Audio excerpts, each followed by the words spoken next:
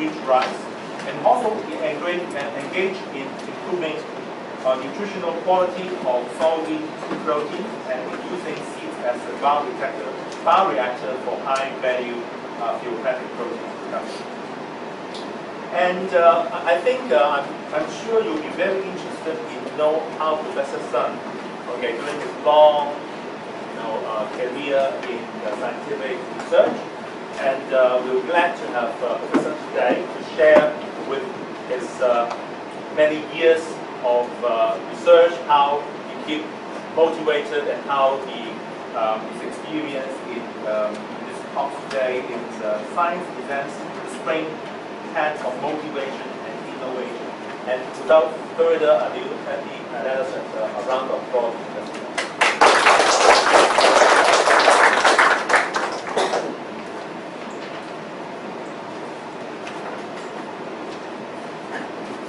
Thank you, Professor Wang, for the introduction.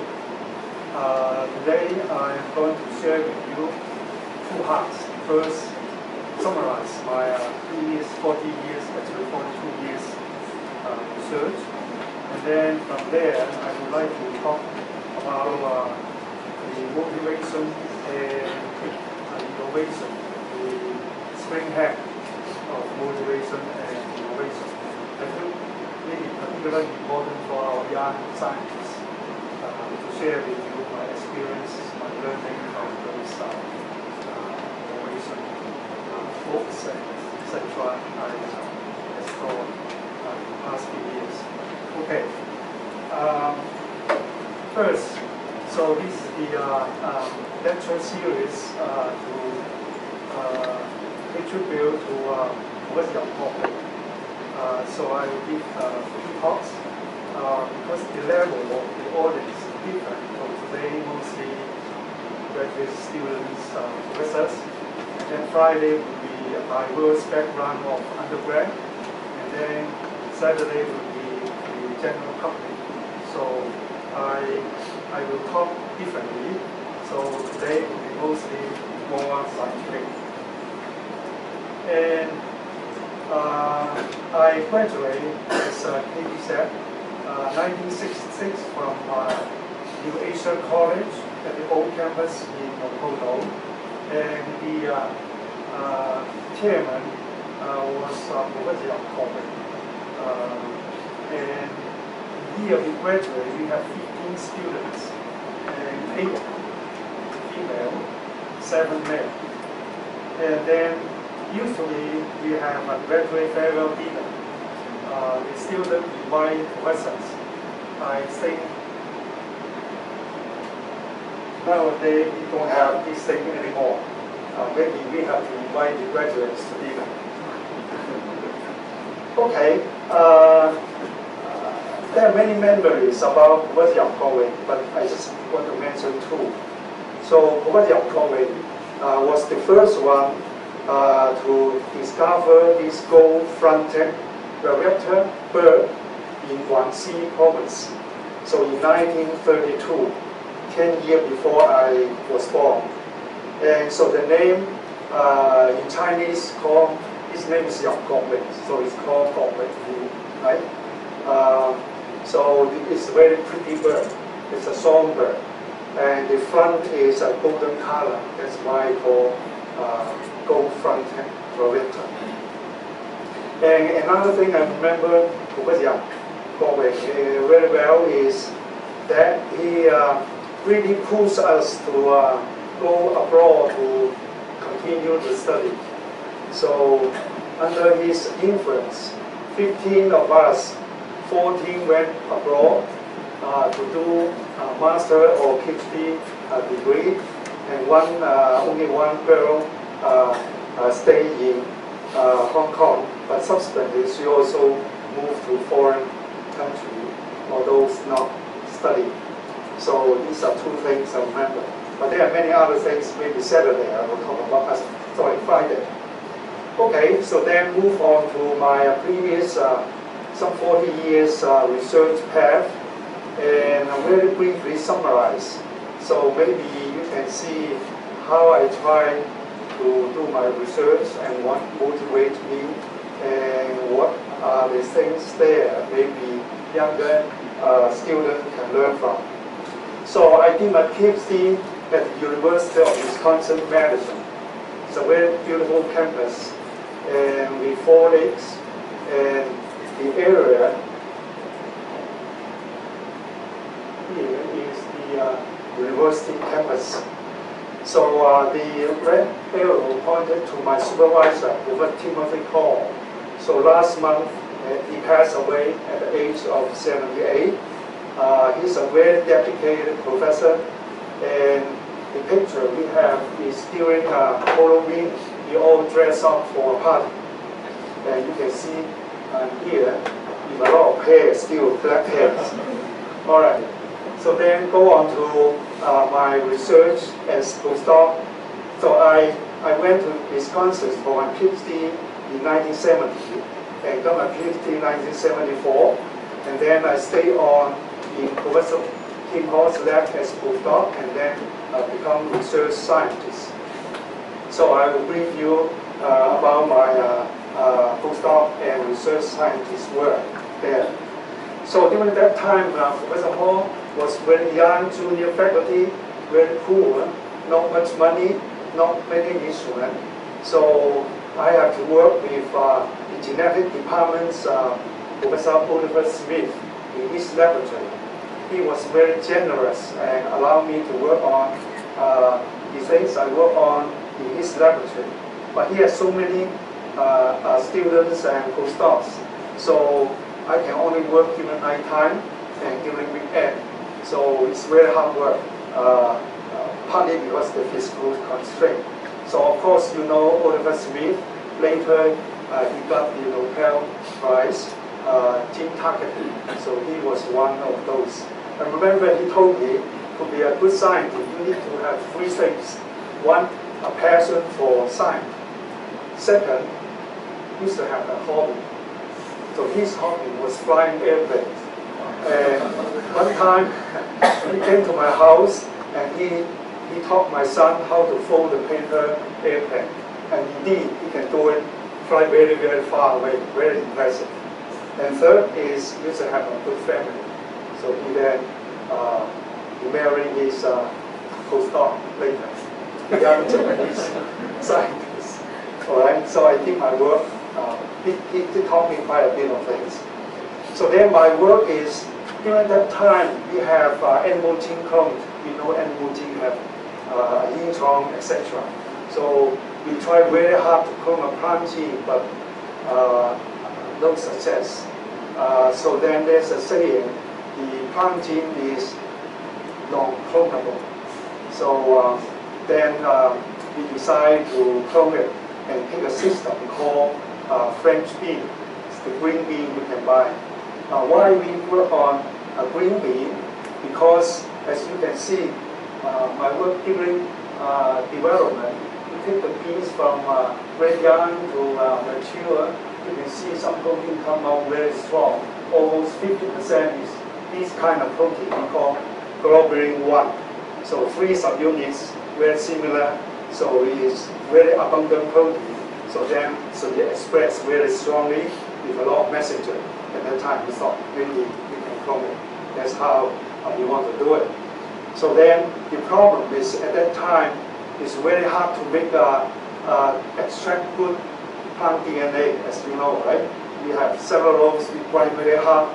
Actually, then you all you got is very broken DNA, and also the plant genome usually big, and the library system, we use phage library system, is not efficient, so it takes a lot of time to get DNA, to clone, to represent several times of the genome, so then you can totally cover the gene. So it becomes very, very difficult. On the other hand, I also need to borrow somebody else's place to work. So we're very, very challenging. So at the end, of course, we did it, and we cloned the phaseolin gene and did sequencing. And remember those days we do sequencing, you have to use maximum Gilbert. You have to pour your gel, right? And cut the DNA and label each fragment with P32, and then you run the gel, put on the X-ray film, and exposure, and then you see the band. And then you use that as a guide to go back to the gel and cut the piece of gel out and extract the DNA and then do the sequencing, one piece by piece and make it up. That's why it takes so long. But anyway, we clone this gene and find out this phase-one gene also contains 7 introns. So that, of course, is the first time we discovered plant gene also contain intron. And also, of course, you need to clone the plant gene, then become possible to look at the sequence. So that was my work during the postdoc period. There's some other works I will not go into it. Okay, so then I complete this publication in Nature in 1980, and then at that time many people come to recruit me, and I was in Wisconsin, very cold, from November until April. It's totally frozen. I died to go to California, so I decided to go to California, and it's ARCO, the oil company, the number 7 biggest oil company in USA. The boss owned the most land in United States. So I went there. The salary was at least double, and everything is very fine. But I really enjoy working there because we recruit 50 PhD and professors to come together. And during that time, the boss of the ARCO said the oil will run out in 50 years. The next biggest thing will be to feed the people. So we do biotech, improve the food system. So then he put in a lot of money, 50 PhDs. They have no idea what we want to work on. So we can do everything we want to do. Publication, do everything. So we were so happy. You don't need to apply grant, you don't need to teach, you just work. And you hire postdoc, etc. So I have a very good time. So the people here is my group, and I stayed there, work on several projects, but I will just mention 1 or 2. So, so this will be my research at the institute. So it's an industry, research institute. Okay? So I was a senior scientist and then principal scientist and then director of molecular biology. I stayed there 7 years. Professor Wong said everything is 6. Actually, in the US, average is 8 years to 9 years. People will move one time from one job to others. You can see mine is about the same. The longest time is in Chinese New Year. I love the place. Okay, so then here I try to improve the nutritional quality of the soybean and other cereals. That was my interest. Okay, very briefly, there's about 8 amino acids is essential for human being and the one-stomach animals because they cannot synthesize and also resynthesize. So we have to intake from outside. These 8 have to be different animals, we have to be different proportion. So so-called essential amino acid, we have to have these 8 amino acids at the same time and also in right proportion. Then our synthesis system can make all kinds of proteins, hormones, antibodies, etc. So it's very important. If one amino acid becomes deficient, the rest will be metabolized and not used for making complements or protein. Okay, so then because it's an industry, right, we have to think about down the road maybe we can apply it. So I look at cereals, all deficient in lysine, all the beans are deficient in methionine, and the roots and tubers. It's pretty much contribute to our plant food. The others will be both methionine and cysteine. So the thing is how to raise the percentage of this. And they calculate, just in the US alone, they use soybean squeeze the oil out and the protein, about 40% dry weight, they will use to feed animals, to feed chicken, to feed pigs. So just every year in the US alone, because you use soybean, you don't have enough refining. You use corn, you don't have enough lysine, so you have to add the artificial synthesized refining and lysine.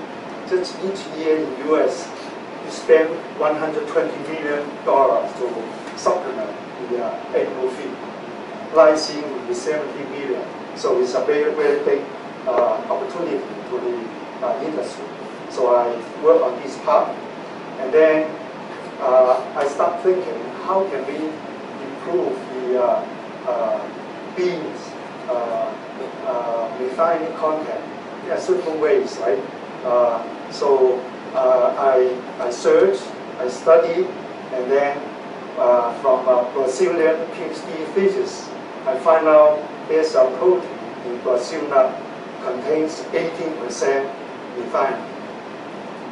Soybean only 1%, so this contains 18%. So the idea is, this is 40, 50 years ago, this slide. So the idea is if we can isolate this refining-rich protein and get the gene and put it into soybean or any legume and let it express, and then we will have this protein very rich in refining, then we can raise the beans refining content. So that's the idea. So then we have to start doing the project. Turn out, so I study the whole United States, where I can get the Brazil nut. You can buy it from the grocery store during Christmas especially, but they are heat treated, so the DNA is inactivated. So you have to go to the original place. I look over everywhere, 2 trees in Hawaii, all the others are in the tropical jungle. So we have to go down to the tropical forest in South America. So this is a picture in 1984. Right? Many young students still know. Some molecule somewhere. Anyway, so you go down, you can see the Amazon. You can see the river. This is my that time. So I ventured into the town close to the jungle area, and jungle is so huge, so you cannot just get into it. You get lost, right? You don't see the sky, you don't see the road. So we have to hire some guy and lead us into. Really, we have put a raincoat so wet. So that was the time I was totally eye-open. So many different plant species. At least I don't know. So many insects, so many small animals. So I become fall in love with these tropical plants and animals. Anyway, into it. So then you find some Brazil nut trees, so tall, 200 feet tall, and there's no branch at the bottom. So how can you get up to get the fruit, right? You can see some fruit here. There's no way you can get up, right? And so this is very tough. You see, some are 200 years old, these 12-year-olds already very tall. So then, when you get into the jungle, it's 200 feet tall, and also very old, you can come up to the bottom 4 feet.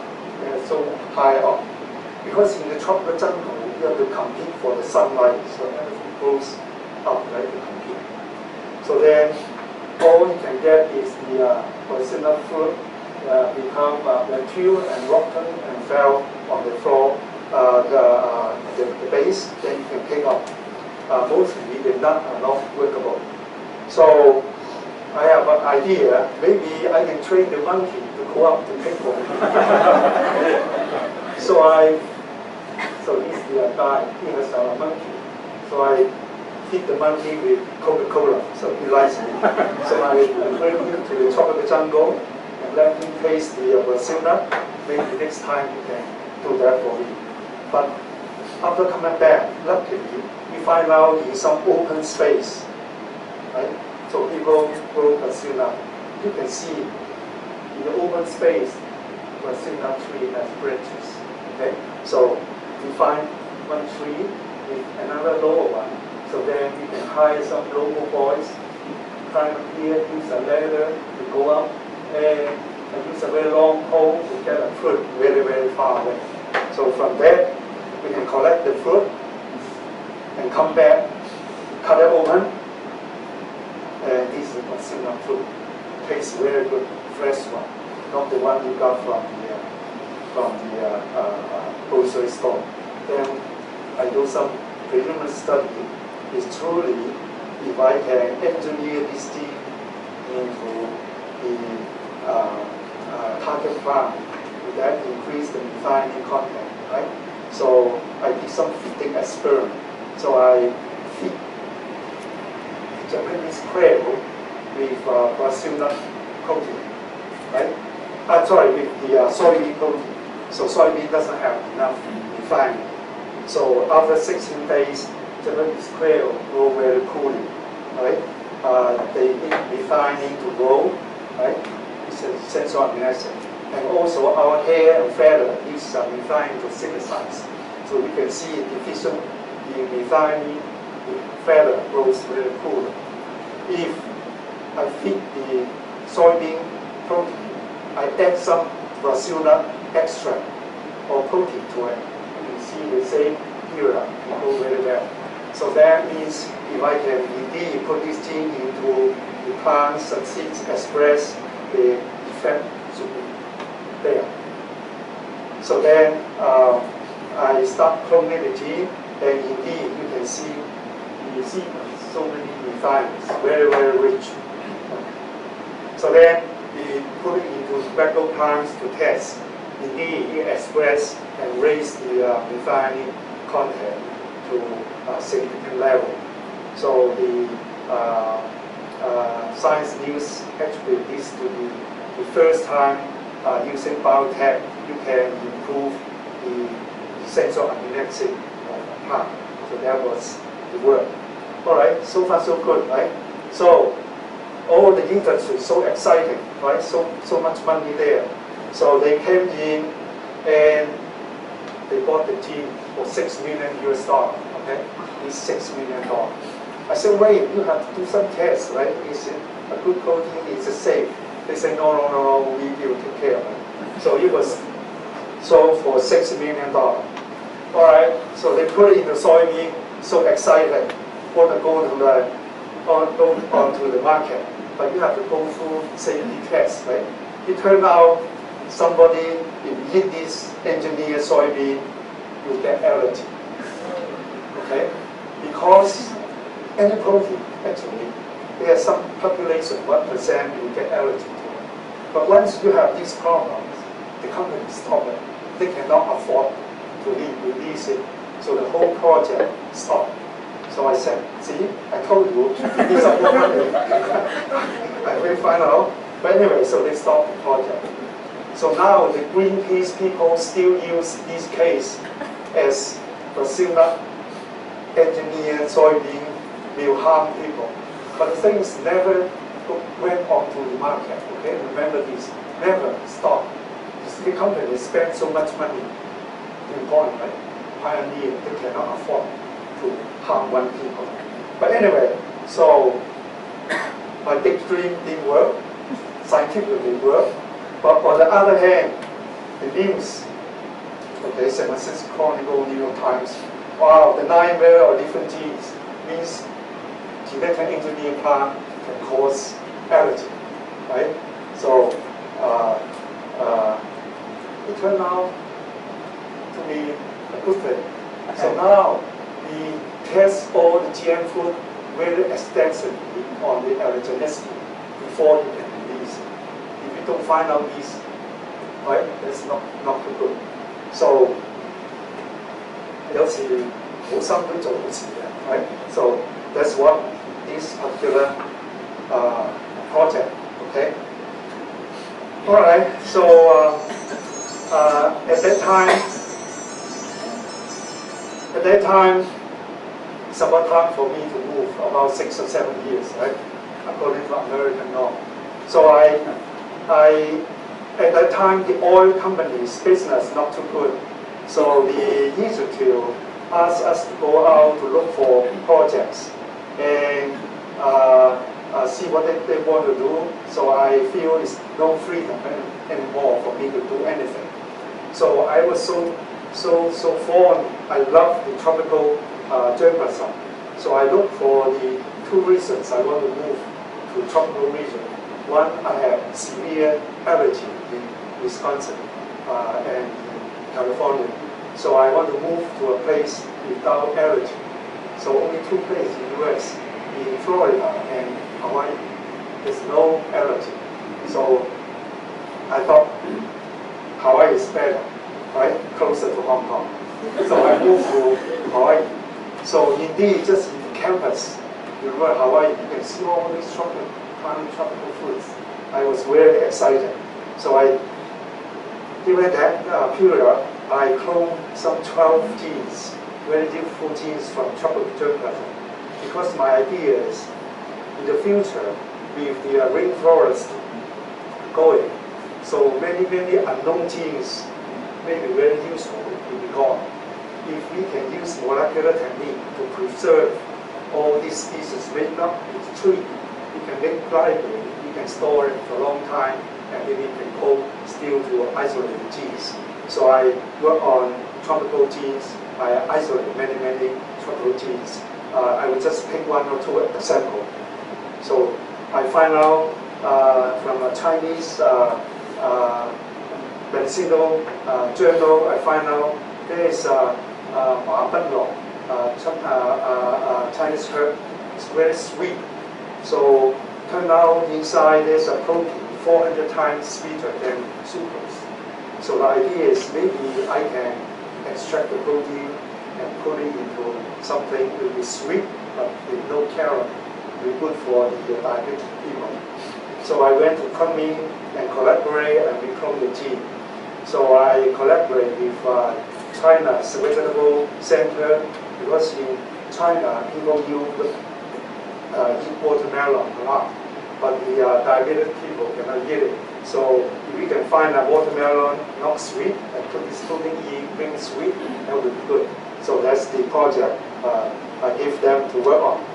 Another thing is I find out a tropical bean called wing bean. I find out now you can buy it from Park and say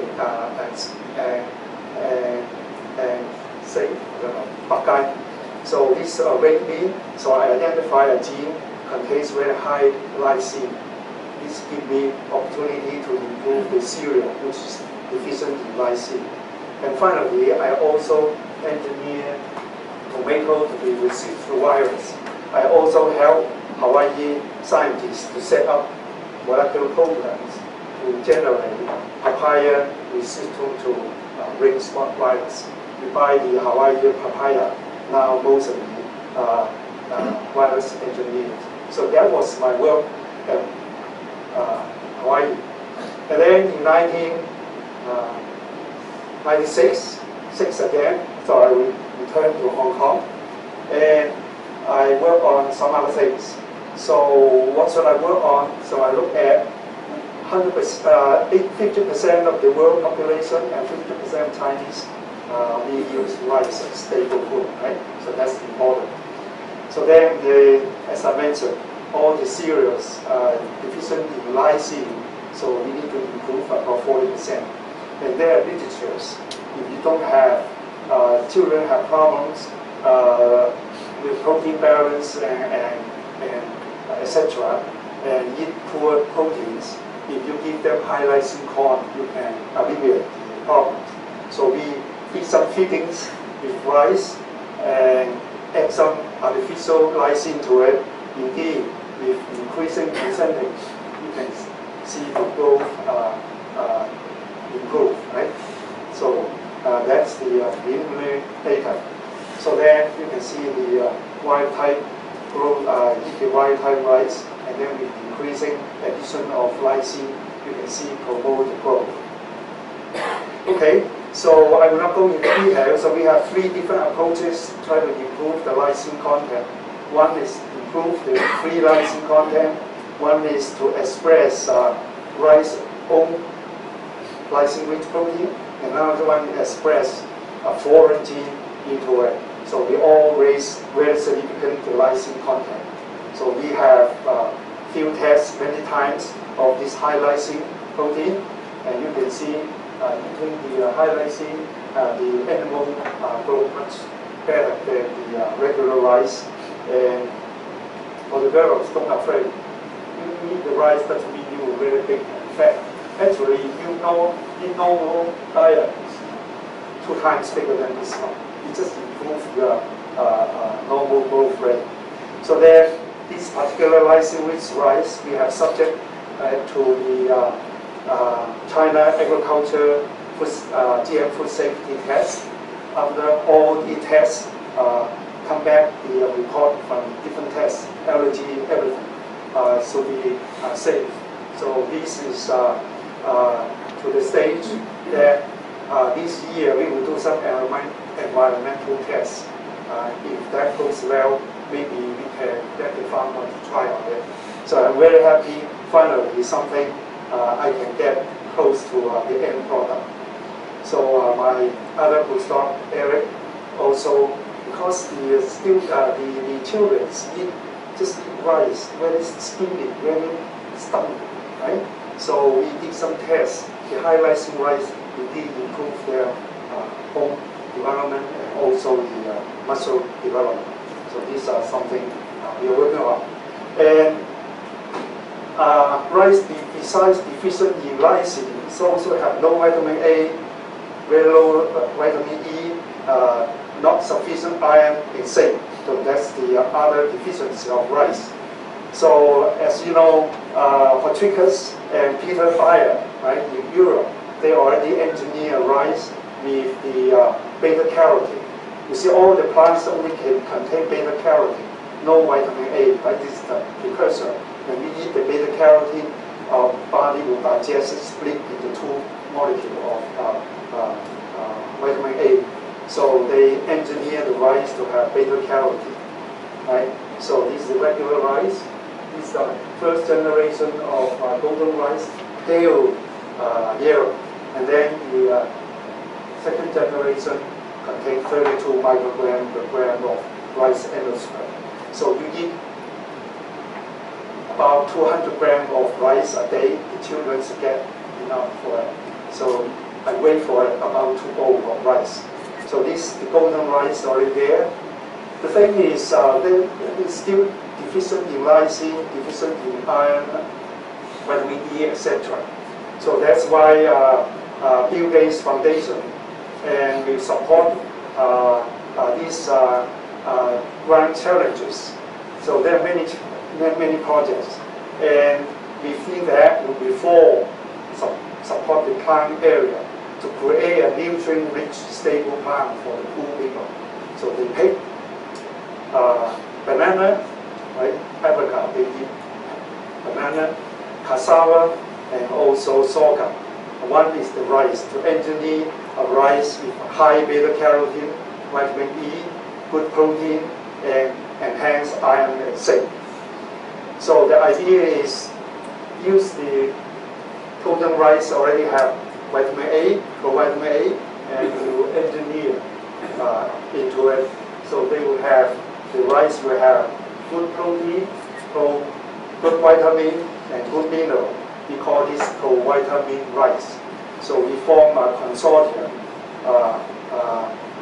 with scientists from different countries to tackle on different problems.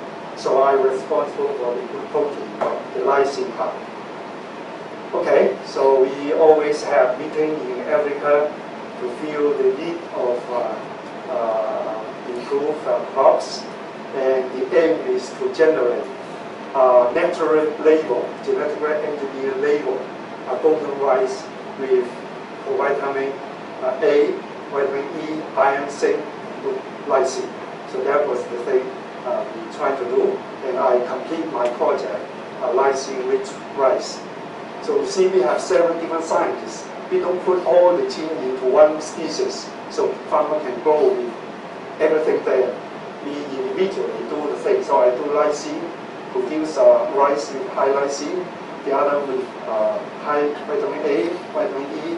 So then we will test safely and then give to the farmer. Depends on what they want. They want vitamin A and lysine, they will cause it, right? So we don't need to force them to have everything. Maybe the rice in Vietnam has enough iron, right? We don't need to have that. So this is how we decide to do. So I complete my part. All right. Another thing will be, so I improve the lysine content of the rice. Another thing will be trying to improve the yield. That's very important. For yield, so I find out hybrid rice was invented by China, by Professor Yuan Longping. It is high rising as of the hybrid rice, at least 20% yield increase over the best variety. So right now, half of the fields growing hybrid rice, so we increase enough to feed 100 million more Chinese people. So I thought if I can help improve the yield, that's why we collaborate with Professor Morris Koo, Professor Yuan Longping. We try to move the corn's photosynthetic gene because C4. I have no time to go in. It's very efficient in capture sunlight. So we try to move it into C3 rice, generate C4 rice. So we have generated this rice and we test in the field. Indeed, the C4 gene express increase the activity and etc. The yield increased from 1 to 7%, and which is quite good because right now the rice every year average over the whole world is increased 1 to 2%. So if we can increase 1%, that's good enough. But of course, we want to increase more. But the problem is the seed is not totally filled up. So there are empty seeds. So then we finally decide why the engineer, the photosynthetic is not filling up all the grains. We analyze because the promoter means maybe not the best suitable one. Because we find out the gene expressed in the mid period, they will turn off. So that's why at the end there's nothing transported into the seed. That's what we thought. So then we try to improve that. And also, once you harvest the seed, the rice, there are many starch still left in the stalk, in the leaf. So maybe we can mobilize those also transport into the rice, we can increase the yield. So we engineer 12 constructs contain 20 genes, mobilize the starch from the stalk and also the leaf to move into the seed, and also enhance the expression of the C4 gene constantly until the seed set. So we already get the plant. So then the next thing will be we will test this in the field, in Hainan, in China.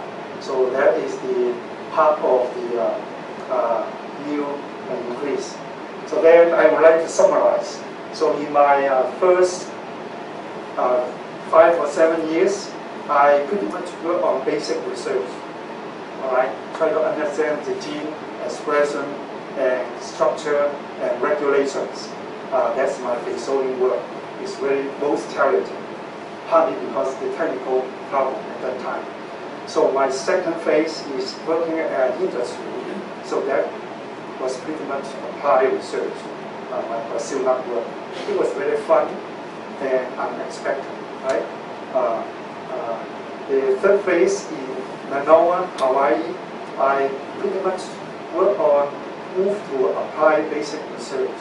I become more interested in doing something quicker to benefit the community. So I do some basic research, understand, and then I apply it. So if I come back to Chinese group, I pretty much doing the same thing. So this is the, I said now I'm very excited about the work because I'm going to the end, almost have a rice close to be able to release. You see Monsanto, those spend billions of dollars to get a product onto it. For me, I'm single. I'm fighting for so many years to get something onto the end, right? I don't have hundreds of people working on it, so I'm very excited. and get to this page. All right, so I want to acknowledge so many advisors, friends, colleagues, and then I want to also acknowledge my students, and also I frequently go to the rice field, to the village. I listen to them, what is their problems, what is their needs, what is their dreams. I think this is very important to motivate me, to keep me to work on the things that I'm working on. So now I have maybe 10 minutes, I will go to my second part. So then for the young students, or postdocs, or graduate students, so do you ever afraid to being a scientist? Do you worry about being a scientist sometime? Right? It's unknown, right? And I get a job. That's my laboratories. So I think very essential. You should find out two things will help you. One is your motivation. Second is innovation, right? So because you have motivation, you will keep going on, right? If you have innovation, science, after all, is new ideas, new approaches, breakthroughs. Where is this from? It's all from innovation, right? So if you can take care of these two things, I think you will feel better to be a scientist. Okay, so I become very interested in these things. Professor CUHK, our previous Vice Chancellor, he is very good in calligraphy, so he gave me this particular piece of his work. It's called in Chinese 問佢打得清佢唯有源頭無水浪. Roughly, tell me why spring water is so clear. Because it is running water coming from the spring head, right? So looking at the whole point, actually, is Zhu Xi is a scholar in Song Dynasty. So he has a study place next to a ½ acre of pond. So he looked outside. The pond water is so clear. The sky, the blue sky, the cloud can all see clearly. So that's why he asked, why the water is so clear, right? Because there is a spring water coming out. So if you know the spring head, you know where the origin, where is your motivation from? Where is your innovation from? Maybe we can solve our problem. So if you look at what motivates scientists, okay, curious to see how nature works, very natural, right? How nature works. Second, inspired by great discovery, right? Right? You have to mention all it's exciting, right? You like to know the unknown, right? It's very challenging. Things unknown you want to find out, right? And also, you're a useful person. Do something useful, right? These are very natural stuff. And some people just like to do something in the lab, right? Trying this, trying that, right? That's another things you want to be a scientist. Another group of possibility is you want to serve the humanity. You want to help the people through science, right? And some people want to have reputations and power. I will explain further, right? And of course, some people want to take this as a job to earn a living and even make a profit, right? So these are all the different kinds of motivation. So maybe you should think about what is your motivation, right? Once you find it, I think that's the point. So in sum, purely individual satisfy your intellectual curiosity, right? That's one kind. I would say probably trying to understand, trying to connect things, trying to explain things. This is more kind of basic research. Of course, not totally, right? Kind of you satisfy yourself curiosity. Another group is to improve the scientific community. This can be more complicated. For example, you do research, you publish, you want to share with others, right? And your discovery was recognized as a scientific community. You give credits. People fly you around to dine and wine you and give lectures, right? So these are credit given, recognize you. You publish, also recognize you. They cite you, citation is all something, right? Excite you. You're doing good work. People say this is a good scientist, great scientist. Then give you honorary degree, give you an award, give you an academic mission, right? This is also reason, right? And also invite you to give talk at the conference, panelist, speaker, right? All these are common to this category, right? Some people interested in this. And of course, another group is to improve the humanity, right? So hopefully your thing can be applied, people can benefit, can use. I would say kind of more close to applied research. But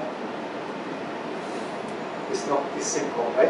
Everybody, not just purely this and purely that. Actually, maybe it's a mixture. It's very hard to tell, right? So could be many things mixed together. So I encourage the young students, graduates, really sit down to think about what motivates you. Doesn't matter what motivates you.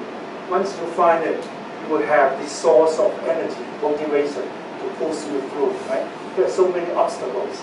Things are very difficult to discover now. So you should know your springhead of your motivation. The other thing will be innovation. So innovation is the creativity, right? Your creativity, where it comes from? It comes from your imagination, right? Your imagination, you need to have some knowledge to imagine. Otherwise, things are not working. And once you have creativity, you think about something, you put it into use to improve, to come up with new idea, to make some change. That will be innovation. And further down will be entrepreneurship. You make it into a business. So the relationship is like this. So everything is coming, I think, from your imagination and either. That's why Einstein said, imagination is more important than knowledge. Why? Knowledge is limited. Imagination encircles the world. That means imagination can bring you everywhere. Right? Knowledge may not. Imagination can bring you anywhere. That's why imagination is very important. But where is the imagination coming from? The brain is a creative machine. Used to be, we believe creativity is a divine thing. It's coming from somewhere, right? But people now believe is within us. Okay? Everybody have this imagination, have innovative ideas because it's here, right? So we have 100 billion neurons. They organize, they analyze things every second, right? So then give you the best choice, best solution. When you have difficulty, give you the best solution to win, right? When you cross the street, you look at both sides. Estimate the car. You say far enough, I can cross now. It's calculated here, making all kind of decisions there. So in fact, it's here. So our spring head is your mind. Okay? So everybody have this innovative potential there. The thing is how to use it, right? So everyone have. So I have many these pictures. I show you. Everyone have innovations, right? You can see it, right?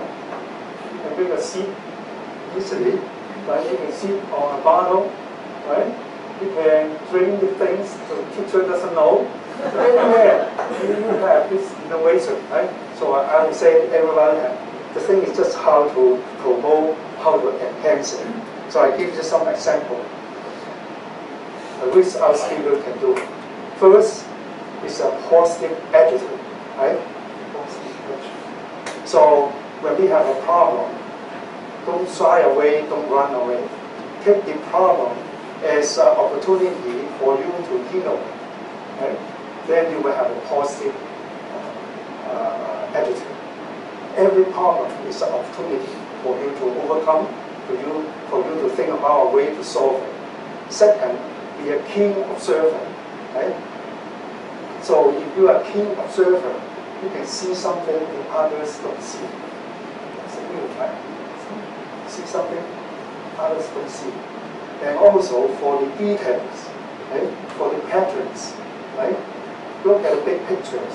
Look at something inconsistent. From there, you can do something, right? And also find a detail into the very origin.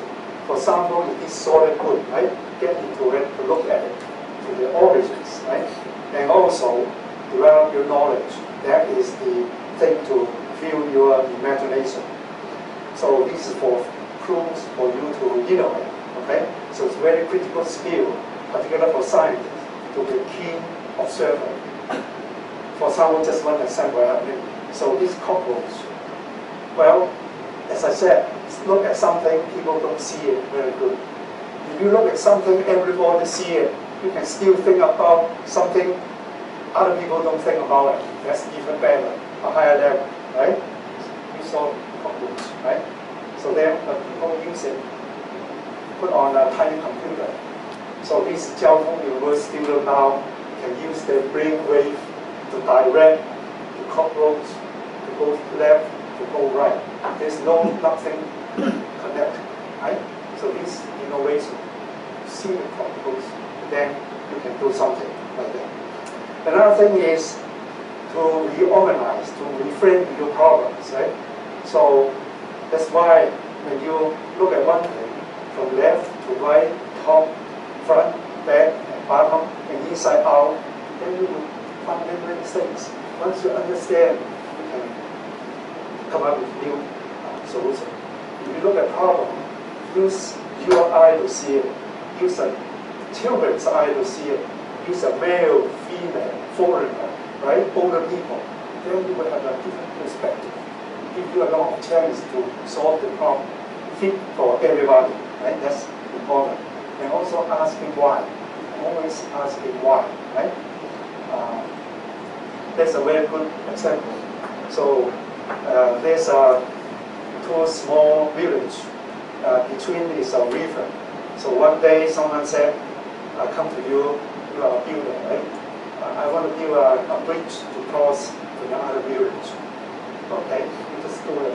That means maybe you should ask him, why you want to build a bridge?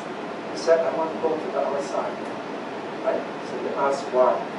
Well, go to the other side, doesn't mean necessarily to build a bridge.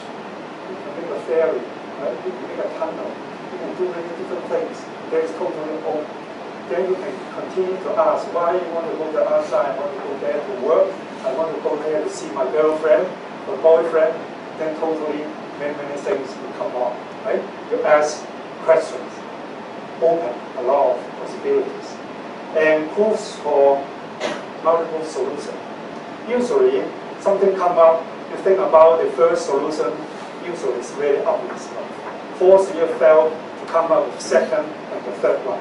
Usually those will be more innovative. That's why we do brainstorming. So many people come together, right? And as Steve Jobs said, his idea is this creativity is not you creating something new. It's you link up all the previous products, experience together to make something new. Indeed, right? This iPhone, he didn't invent anything, right? He just put everything together, right? So it's already there. You just have to link it together. That's why our college encourage students go to summer intern, go to a cultural experience, go to visit. It's all accumulating the experience, and one day you will connect them together, right? So experience is very important. Another thing is to force different things to connect together, right? That's very important. For someone to go on an airplane, someone sitting next to you, talk to them, right? You will learn a lot of different things, right? These are one of them. For example, myself, give you an example. I saw so many kids, right? Their book packs are so heavy, right? How can we do something? So that gives me the idea. I want to do something. That's my imagination to do it. So how to do it? I want to push the backpack with the leg. So that's my idea. You can walk alongside, right? That's my imagination. Right? That's what I have in mind. And turn out there's an Israeli company already produced a luggage. It will go along with you, recognize you. Only you can open it, others cannot open. But I think this is not my final product I want to help the student. You see, this cannot go on bus, right? Cannot go to second floor, full step. So I still have my dream to see if I can have that one. So let's give some example to do that. Okay, another thing is to provide creative space for all these Google, everything. When they're working environment, it's very stimulating, very relaxed. You see my grandkid in the nursery school, very relaxed. They just draw pictures, take them, so very free to encourage that need to have that. And also, we need some pressure, because particularly when we have deadlines, we work very well, okay? All right, so finally, is that we need to accumulate knowledge in positive attitude, proactive, and also to practice the many things I have just mentioned. There are so many ways we can improve. So today, because time limited, I will just mention a few. You can practice every day. Hopefully, this will give you some boost to your innovation. So I have finished my first part. Thank you very much. Thanks for Professor for his inspiring words. I guess time for two questions. Questions from the audience?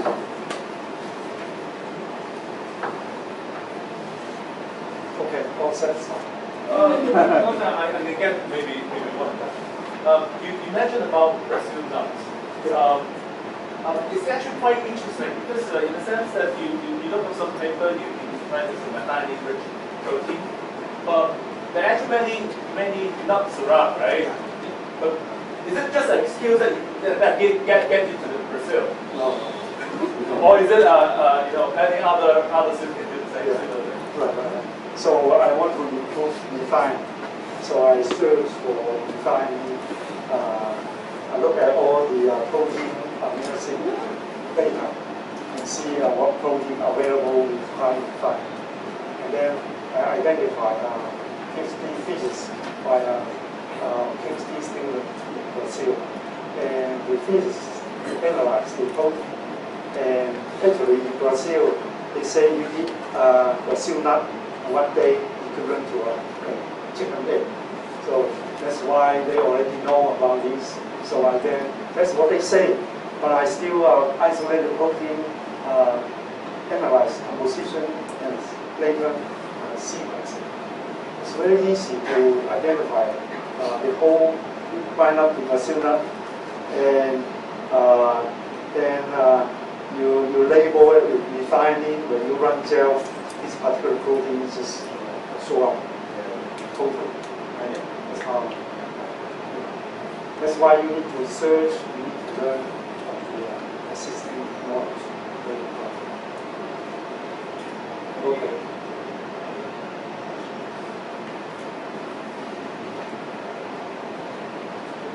Yeah. I'm interested in your analogy about because it's something I actually do. A lot of CMOs like that. And even though you do a test, the effect will be delayed. It will not be something as steep as you see. Because you express a foreign protein, it's a foreign material, it's plant that will react to it. systematically study the reaction of the host to this plant to foreign proteins or So right now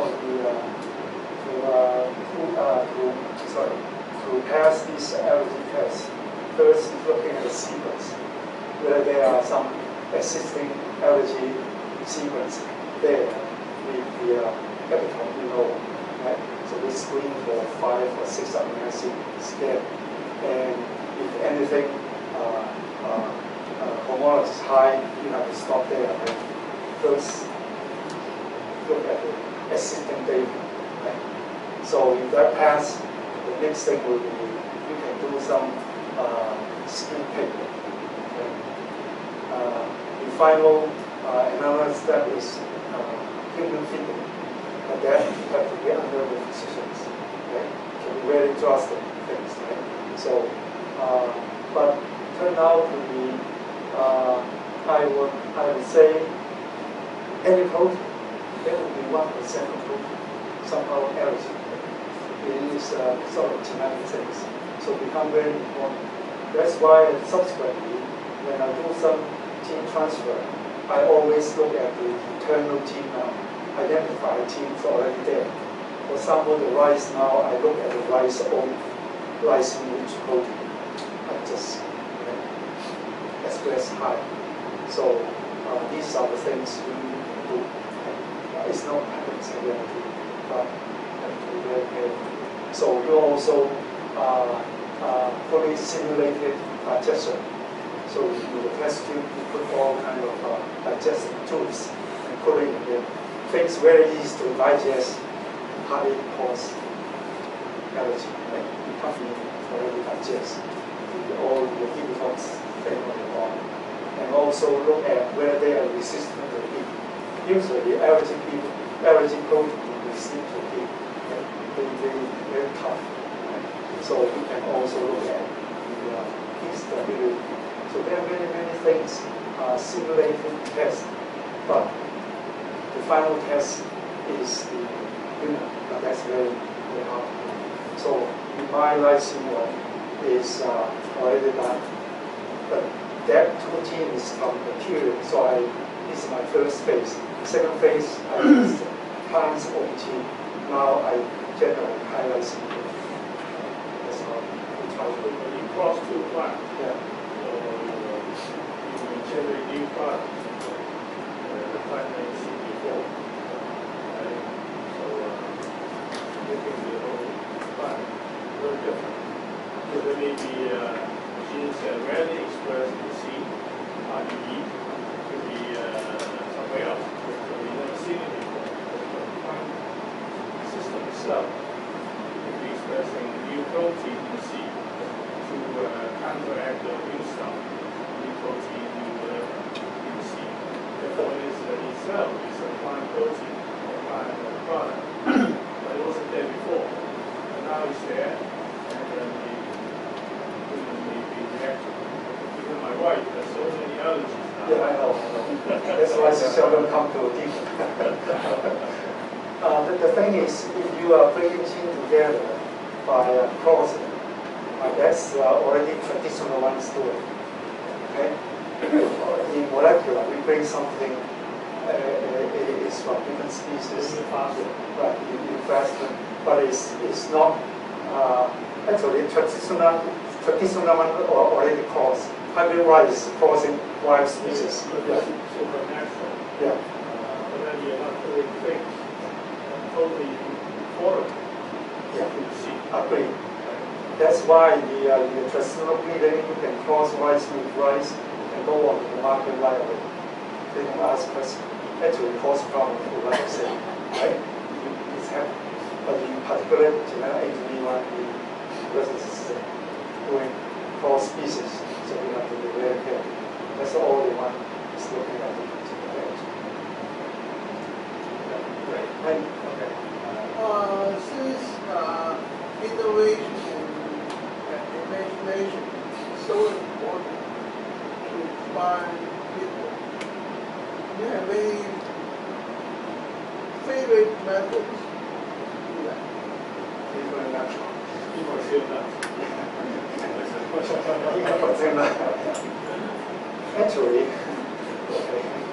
Actually, someone suggests, son, why you take so much time to engineer refining rich food, right?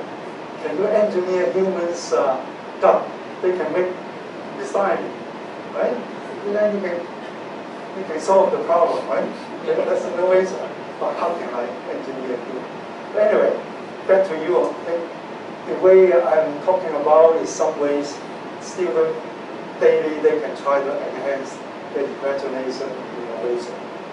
But if I want to give you another example is, for example, in the new college, where the KB Wong and I work together, right? So innovation is the spirit what we want to develop in the student. So I cannot give them a lecture, force them to listen to me, right? So we have to do it subtly, right? 春風化雨, right? So what we are trying to do, many things like this, right? Just give you one example. Usually I go to college assembly Friday noon. We force hundreds of students sit together, right? And they are very noisy. They haven't seen each other so long, right? They see each other, they will talk, right? Right? It's very hard. I was invited to do it because. So this is one thing. So in our college, we don't have this noon assembly now. Just sit there and listen. So we have this high table dinner, right? We feed the student for 70 minutes. They eat. I think they talk enough, 1 hour. So then we come in, the speaker, they become very quiet. 將到食醉，講盡晒啦，係咪 ？So then they listen, right? And then we encourage you to raise questions. There are many examples. Just give you one. We dress them with gowns, so they girls have to dress nicely. So opportunity to know the boys. So many good things, right? So they like it, and then they learn, right? I have been taught to them, respect the speaker, right? Respect yourself, right? I said in the ancient Chinese saying, 兼聽則明，你聽多啲你就會學到嘢，right? So you have to do something. So we do many things like this. We have a place encourage students to entrepreneurship. They can second-hand book. They can do something. We have many things we are doing. I'm knowing. Okay. Thank you. If you need to go, we go. One question on that. Student from science. Sichuan. Social science.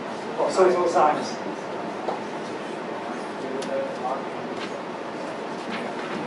Actually, I learned from your slide that there are 3 steps from imagination to creativity and to innovation.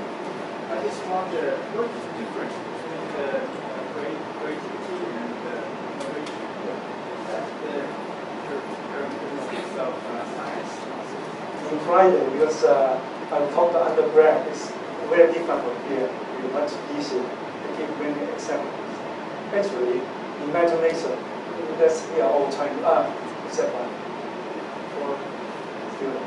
Imagination is the idea in 你想嗰啲嘢 ，OK？ 你想嗰啲嘢，但係你夜晚發夢，well, it's an idea, right? Sometimes when you dream about something, when you wake up, you forget about it, right? So we always have some idea, and then how to release your idea become something more realistic to work out. That is the creativity, right? So creativity is the release of your imagination into something going down to a more concrete improvement, right? It's a second step. That's why everybody has imagination, right? That's what I say. 好似就像我刚才，我看到很多I saw this book pair, so happy, right? I want to do something. That's my idea, my imagination. I want to do something. And then, yeah, and then I want to solve the problem, right? So I force myself. Can I make the backpack in 2 legs? I force the 2 different legs, and they work together, right? This is my goal. And then I want to work it out in my innovation. I need to come up with money. I want to design how the leg can go up, right? And then further down, I want to make a business with the entrepreneurship, right? It's from here slowly going down. Hope it's clear. It's otherwise very confusing. That's my understanding. Maybe other people doesn't understand. My logic is like this. Everything is here. You said everybody has imagination, right? I saw some example. So, right? Sitting on the Bible is something, right? So it's natural. Okay, maybe the last question. Hey, why you come here? From It's college. a college student. Okay. From our college. About your work, you mix different kind of rice together to get the better one. Rice. Yeah, I think for millions of years, the natural make its own selection to have all these kind of rice to have some mix there. So nature actually protect them and protect nature itself.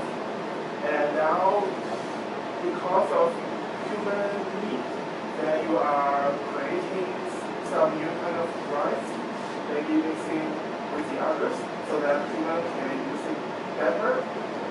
Yeah, that's good. And for humans, this is good, but what about for nature?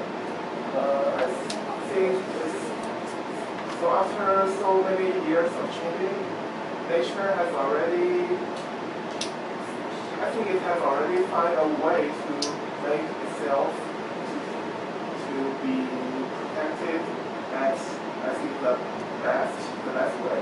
And now you are changing it, so are you kind of sacrificing the nature for the good of humanity? Well, this is our own question every time. It takes time to answer. I will just answer like this. I am part of nature. What I'm doing is also nature. Human beings come to this stage, they are doing something. Okay? I am part of nature. Okay? You come to this stage of knowledge, you do something. It's natural. I'm natural. Right? So I just answer like this. Otherwise, it's very hard. Of course, you can let things go by. Right? Actually, the hybrid rice already everywhere, hybrid species all everywhere. We just do it in a way our technology now allow us. The thing is always risk and benefit. We have to decide on that. In a sense, human civilization is a history of how human activity temper with the, with the nature. Although there's an argument on how there's a limit. That will be, think about this. That will be take some time to explain it. But anyway, I think let's conclude this very inspiring talk with a big round of applause.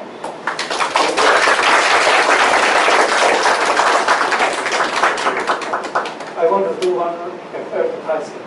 Any graduate student, postdoc, want to have a postdoc position at UC San Diego Medical School, stay here. I can talk to you. Okay. UC San Diego, San Diego